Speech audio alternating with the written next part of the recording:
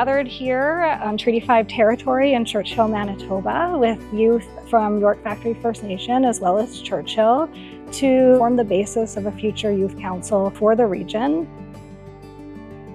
This youth conference kind of connects people through various modalities, allowing as many points of engagement as possible for a variety of people with a variety of interests. So, an opportunity to learn about songwriting, playing games, being active, going out on the land for a hunt, all while actually doing some workshops around planning, programming, visioning.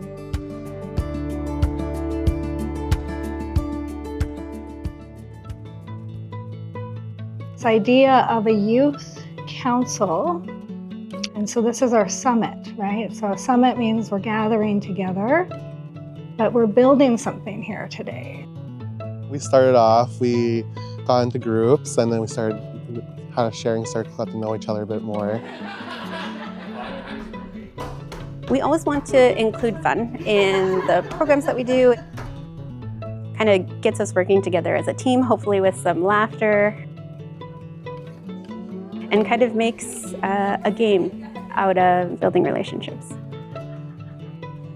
I learned a long time ago that you have to invite play into the equation. And so we had a visioning session where we asked the youth if a newspaper came and wanted to write a story about the work you were doing in your community 5 years from now, what would the story be? When you read a newspaper story, you don't always get all the gritty details. But I want to tell a story that celebrates your big accomplishment, what you've achieved, what hurdles you overcame, what's happening now in your community that wasn't happening 5 years ago because of the work that you're doing. Really, that allows some opportunity to dream, and it also doesn't feel like work. It allows for a little bit of creativity to happen during that process. One thing I'm really excited about is the diversity amongst them and their personalities, the talents they bring to the table. We're always planning for our children or planning for our students. We never really ask them what do they want, what will work for them. The other way that we're playing is by saying, okay, well, this is where we want to go. We have our headline. How do we get there? And so we're literally drawing a roadmap. They're symbolizing our journey, the path we want to take to get to our destination, which is how we want our youth councils to look in the end. So like in 5 years' time, and then the things we need along the way to make that happen. So like our stops in the road, So like we need help with funding, we need to meet together and plan together, we need to have activities to get everyone involved. We just came up with like a general timeline of what we wanted in 5 years, and that was the rec center, and what steps we would need to take to get there.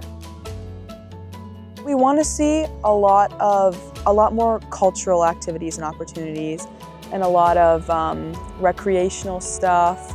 We also want to see a lot more music and performance and that kind of stuff for us to be involved in.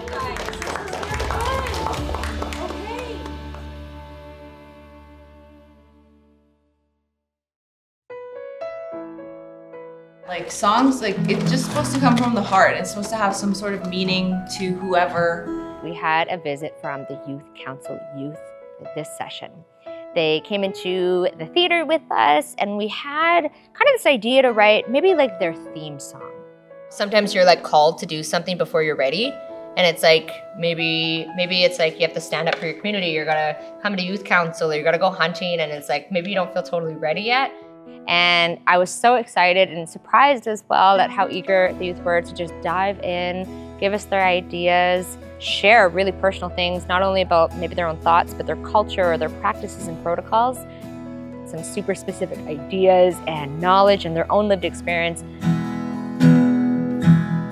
They don't mind you, the changing tides, the sky will clear. We got to see the minds of two songwriters and how they were, writing up music and how they were putting their thoughts into ideas and ideas into words. We did songwriting and stage presence and stuff like that. That was great. And then we got to put on the headphones and sing out a chorus. Our voices are steady, we're ready, we're building our own path. All of our voices are on the recording. I really hope that through this process, the youth are reminded that music is another tool that they can access. It's a beautiful place that you can go and connect maybe with yourself or with your community.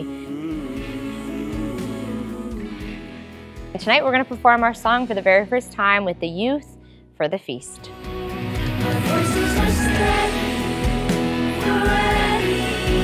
It's not necessarily about the finished song, but truly it is in the process.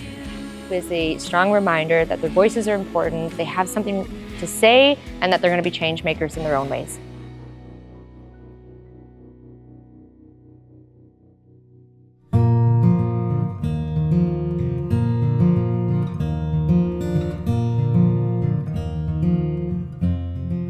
We drove out on the four-wheelers, on the quads. We checked out a bunch of different landscapes. It was kind of a tough drive in there because, really marshy, a bunch of divots, a bunch of bumps everywhere. We saw there was a big plane crash, like back in the 1980s or something. And we found a couple, and we found a couple of polar bears, so that was nice. It was really something different because I never did that before ever. And then being with the quads, it just felt really great to just be out there and enjoy the afternoon off, disconnect from social media, all that. It was my first time on any actual caribou moose hunt sleigh, for example. So it was a new experience, but it felt like I knew what to do. So we came across a few caribou, and our hunter, he had successfully shot a caribou. And then after we killed the caribou, we harvested him, and we just took him back to the community. Being on the land for the youth, it really makes them want to connect with the culture, with the land. But also it's just very mind resting out there, just disconnecting and giving you a break to just be in the moment and be very thankful for where you are in that moment. It gave me a connection now. I felt like I was missing with the land.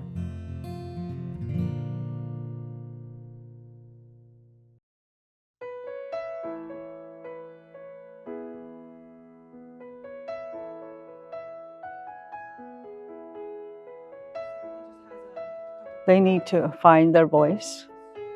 We need to allow them to speak their mind and practice being leaders before they are going to become the leaders in our communities. I feel like I've been in a lot of spaces, planning committees, government institutions, where the youth are excluded. And so when you invite youth into those spaces, you're asking them to not only help us, but to say, we recognize that you are going to be the ones that have to carry this forward. I think right now we're in a time where we need to look forward instead of backwards.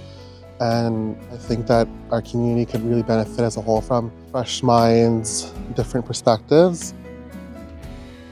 These are our future leaders for, Northern Manitoba and beyond. These relationships that are forming here, I hope will be lifelong relationships. These will be people that the youth are able to connect with in the next 10 or 20 years for initiatives that might impact their communities beyond the work that they're taking on now. And so really, we're planting the seeds or laying a foundation for connection.